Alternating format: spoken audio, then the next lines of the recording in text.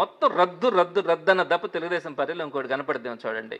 ఇక్కడ అసలు ఈ కాంట్రాక్ట్ వ్యవస్థని, అవుట్సోర్సింగ్ వ్యవస్థని ఎవరు తీసుకొచ్చారు? చంద్రబాబు నాయుడు గారు తీసుకొచ్చారు.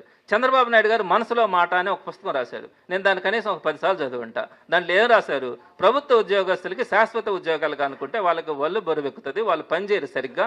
కాబట్టి వాళ్ళ కాంట్రాక్ట్ బేసిస్లో కానీ అవుట్సోర్సింగ్ పద్ధతిలో కానీ ఉంటూ సంవత్సరం వాళ్ళ యొక్క పెర్ఫార్మెన్స్ మీద వాళ్ళకి జీతాలు ఇవ్వడం కానీ, వాళ్ళని కంటిన్యూ చేయడం కానీ చేయగలిగినప్పుడే వ్యవస్థ బాగుపడుతుంది అని చెప్పి ఆయన దాంట్లో రాశారు. అంటే గవర్నమెంట్ ఎంప్లాయీస్ ఉండకూడదు అన్నది ఆయన ఉద్దేశం. ఆయనే తీసుకొచ్చింది కాంట్రాక్ట్ వ్యవస్థ, అవుట్సోర్సింగ్ వ్యవస్థ.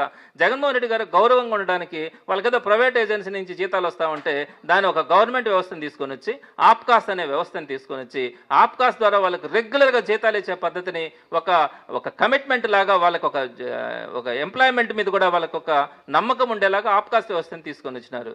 సరే, మీరు అన్నీ రద్దు చేస్తూ ఉన్నారు. ఈరోజు ఎక్కడ ఏది సరిగ్గా ఉంచినారు? ఒక మంచి వ్యవస్థను కూడా రద్దు చేస్తున్నారు, ఆప్కాస్ను కూడా రద్దు చేస్తూ ఉంటున్నారు. ఆప్కాస్ వల్ల ఏం చెడ్డ జరిగింది?